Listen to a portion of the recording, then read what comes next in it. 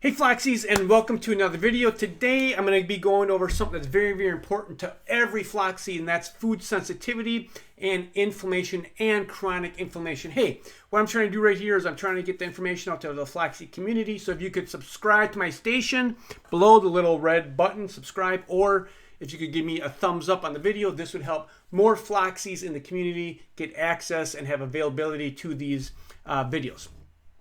Okay, so today we're going to go over a very important thing, which is food sensitivities and are you sensitive to foods. So basically on a very broad basis, we're going to be talking about your GI system. So let's start off with what is normal healthy GI function, okay? So you should have 2 to 3 bowel movements every single day. Yes, I said 2 to 3 bowel movements every single day. No constipation, no diarrhea, no gas, no bloating. If you have something other than that, that tells you that you have some kind of GI issue that needs to be addressed. Now, clinically, helping thousands of flaxseeds at this point, what I've seen also is flaxseeds don't even necessarily have to have any kind of GI issues to actually have a GI issue and cause leaky gut. But if you have these overt symptoms, you have leaky gut. Leaky gut leads to chronic inflammation. And working with thousands of flaxseeds at this point, basically people come into me really on 2 camps. One, that they have central nervous system problems, anxiety, depression, racing heart, like they're just revved up, or they have tendon problem and pain problems. So whatever camp you're in, or maybe you're in a mixture, but generally speaking, flaxseeds have one or the other. They're skewed to one or the other. Is that you have chronic inflammation. So if you have chronic inflammation, that inflammation is in your blood. It can pool in your tendons. It can pool in your knee. It can pool in your elbow. It can pool in your neck. That's why your pain might come and go in particular areas.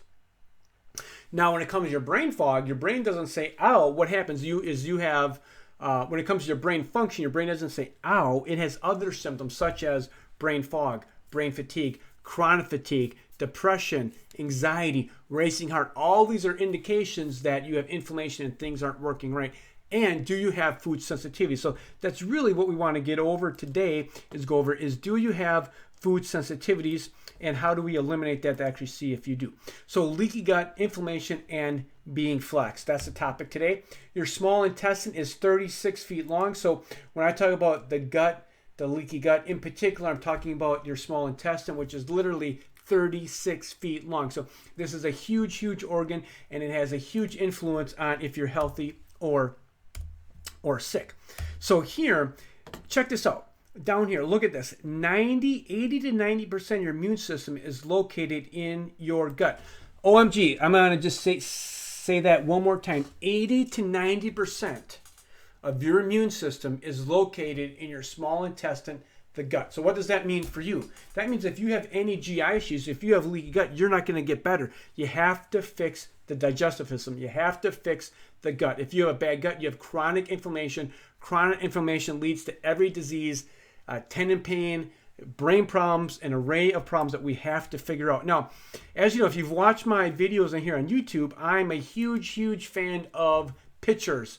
Pictures speak 1,000 words is what they say, right? So I love pictures. So I'm going to give you a pictorial visualization of your gut and leaky gut. And what I'm going to compare this to is I'm going to compare this to the skin on your finger versus what your gut barrier looks like. So we have the skin barrier, then we have your gut barrier. So what is that? What does it look like? So over here, this is your skin. So we've all cut our skin, thousands and thousands of times over our life.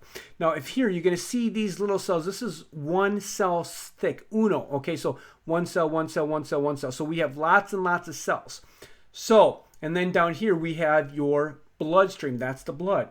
So if you've ever cut your finger, this is a very good barrier. You literally have to go through thousands of skin cells to hit blood, to hit the artery, okay, to hit the capillary, to get blood. Thousands of skin cells. Now let's compare this to your digestive system or leaky gut. See this here? This is 1 cell thick. This is your blood, okay? 1 cell, blood. 1,000 cells, blood. So what does this tell you? This tells you that your gut barrier is very poor. All right, 1 cell thick, uno cells determines if the outside environment, because of food, there's one thing that has an opening on both ends, right? That's your digestive system. So you have to realize in your digestive system, that's the one thing that travels through your whole entire body from the outside and then exits. Okay, so this is an open system to the environment. You can look at it that way. And what keeps things out and in from your bloodstream is one cell thick, uno. All right, so look at this right here. So this is one cell thick right here, and this is your blood. All right, so things can immediately get in here and cause havoc, versus here, these skin cells is very, very, very thick. Now in here, I'm just going to draw some pictures because I like to draw some pictures here. As you can see this here, let me try and change the color on that so it's a little easier for y'all to see. So you can see here, this is one cell thick right in there, right? Okay, and then this is where we have your blood, and then we have, you know, whatever, hundreds to thousands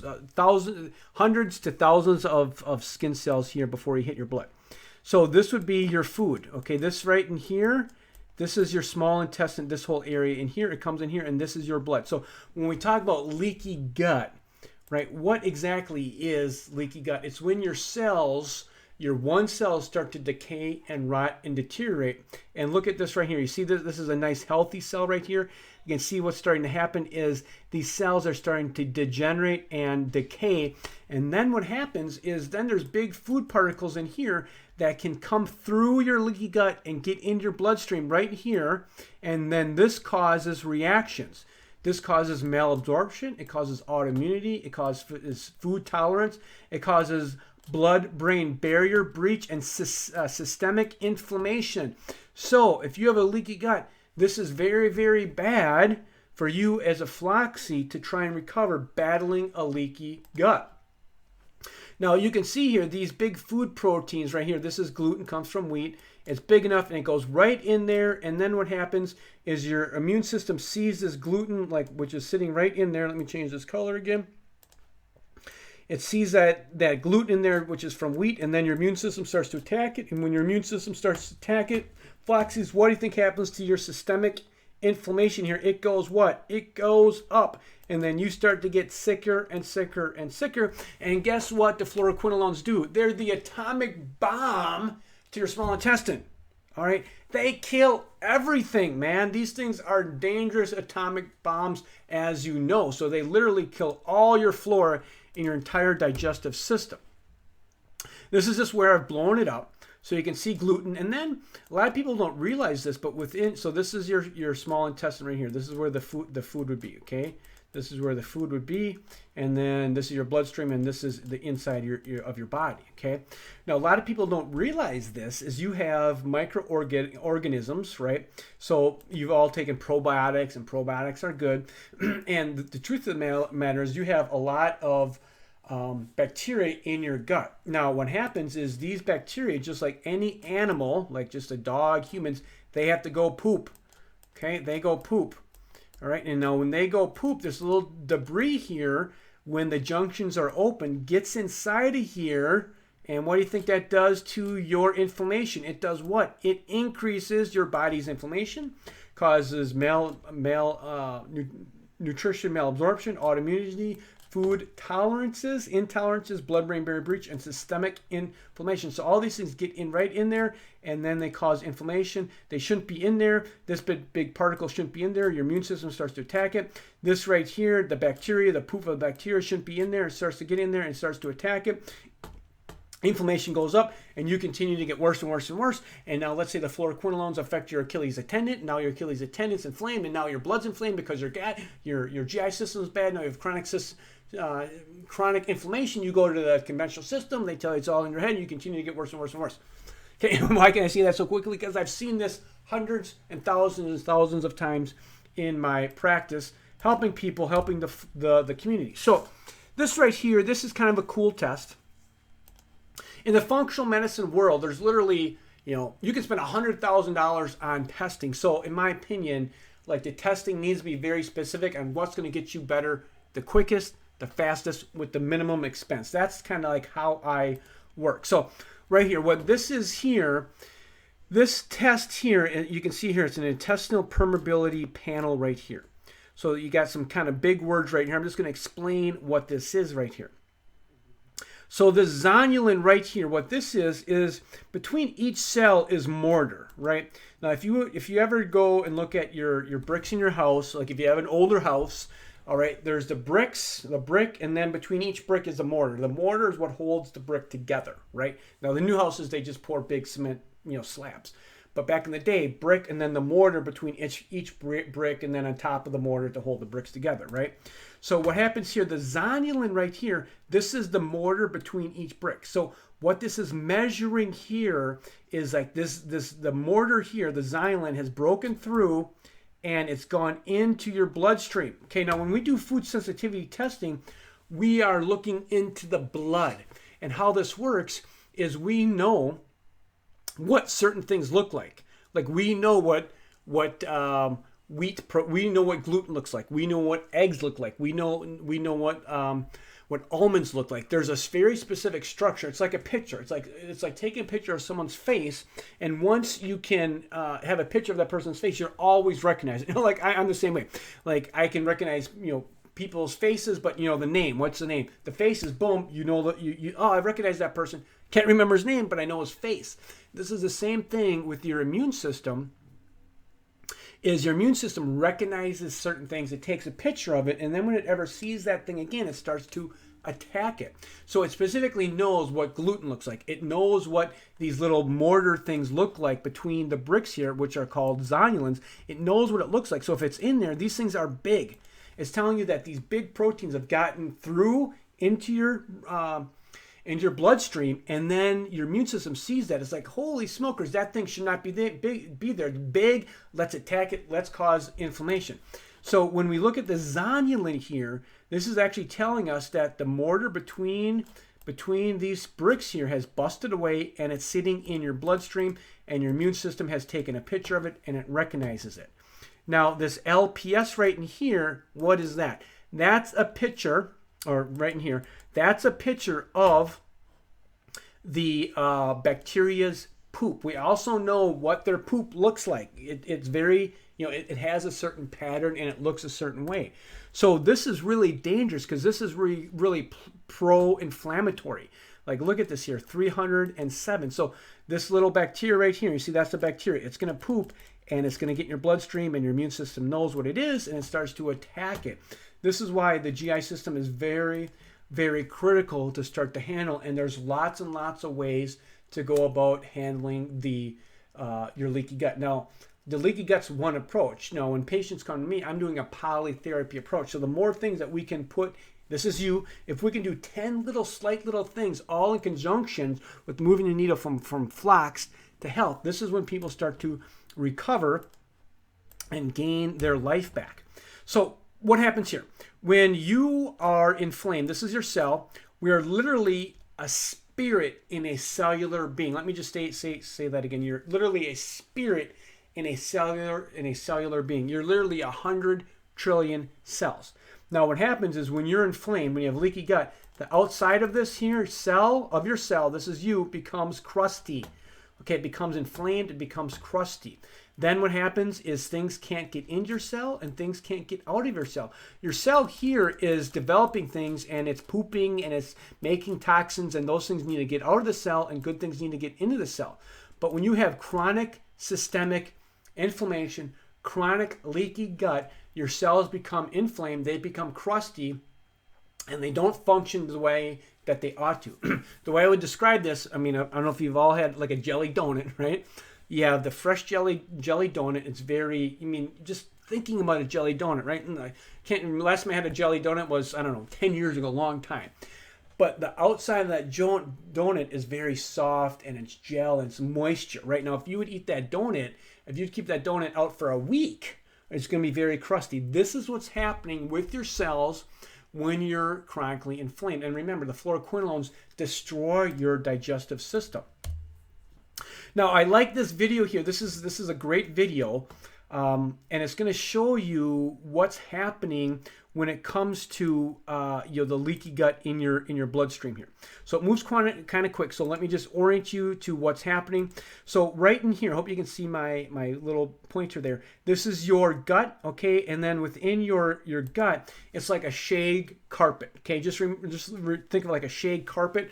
So you have the shag carpet, which is one little shag, and then on top of this one little shag, there's millions and millions of small little fibers. Like if you take the one like big strand of the shag carpet right here, and then you're going to see those individual strand fibers. This is what happens in your digestive system. Your small intestine, like if you lay out your whole small intestine, check this out, it would cover 2 tennis courts. That's how much volume, a surface volume there is in your GI system, your small intestine. 2 tennis courts. That's all the cells spread out.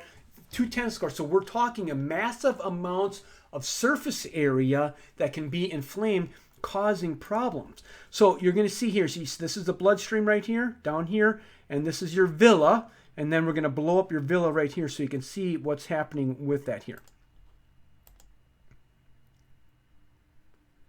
Okay, so now here, let me just kind of, okay, so now we're on these little villas here. Okay, so now this right here is your bloodstream. This is the microvilli, the little shaggy things on top there. And those are the things here, right? Those would be the shaggy things. These are the things in here that absorb your nutrients and get nutrients in your bloodstream. So these are very, very critical for good function. Now, what I want you to pay attention to is this thing right up in here. Okay, so this is where your food would sit. Now pay attention to what's happening with that. Now you can see more inflammation is starting to develop. More inflammation, you're chronically inflamed. You see these little bugs that are starting to develop in here. Immune system, inflammation. Look at the villi now. Okay, now this is critical.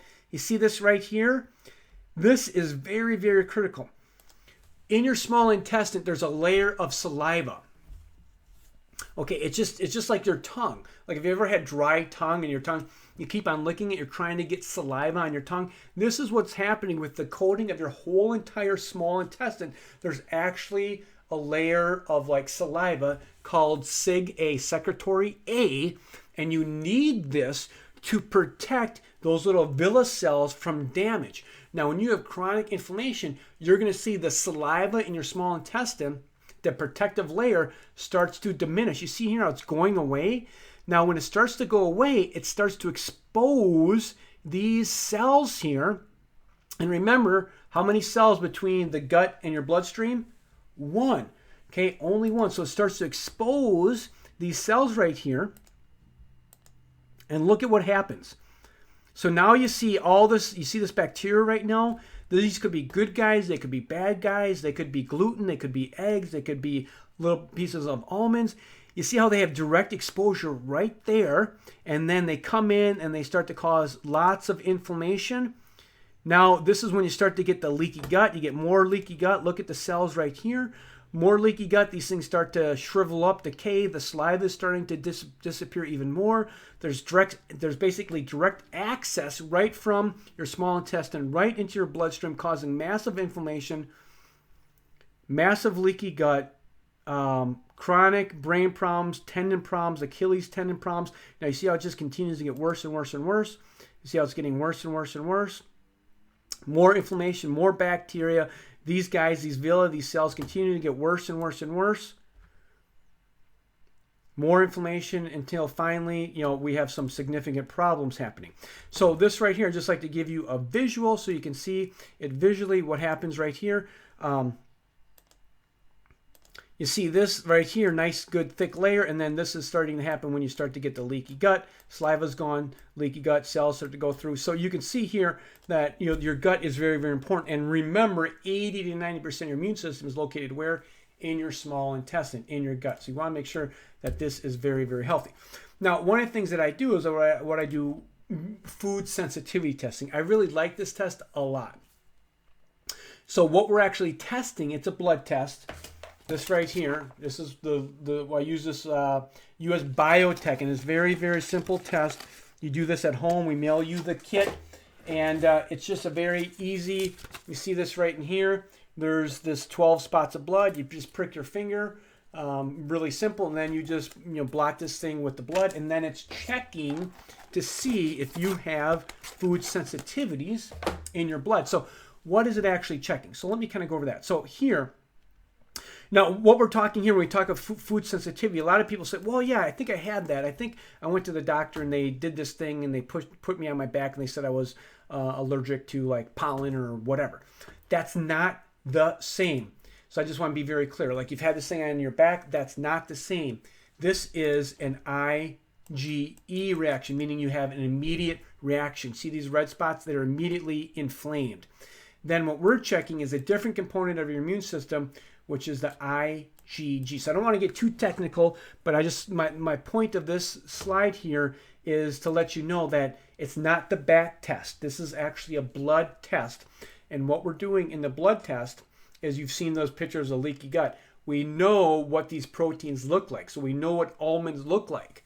So we're actually checking your blood to see if you have anything that looks, your immune system has anything that looks like almond, right? And this is what we call the IgG. Like, these IgGs things here develop, and it will look like almond. It will look like milk. It will look like gluten, whatever you're sensitive to. So this is what we're actually measuring here to see if you actually have a mirror image. This is a mirror image of that food that you're sensitive, that's in your bloodstream, measured through IgG, which is part of your immune system.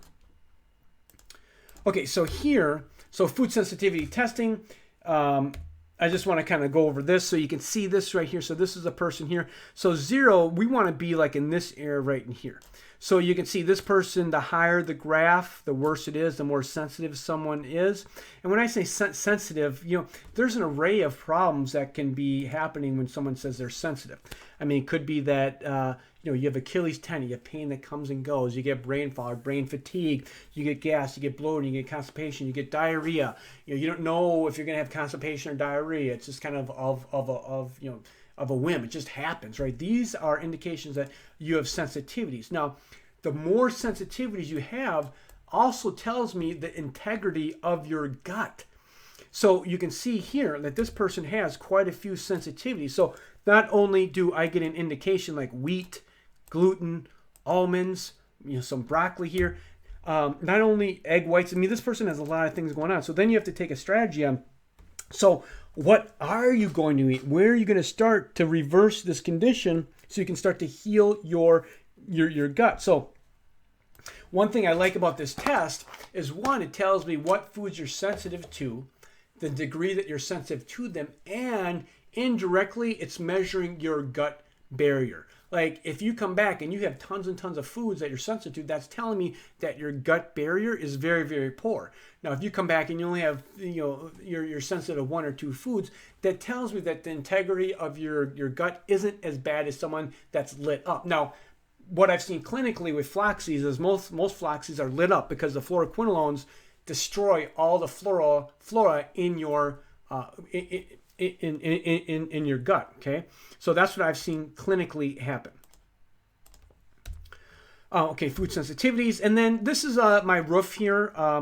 So this is before. So I had someone come and like repair the cement on the roof, and you can see before the big cracks in here, water was getting in. It's leaky, right? And then after this, after he came in here and did his cement work up there, it's nice and solid, and it's not leaking. So you can actually restore your gut from this condition here. This is possible from here to take it to here.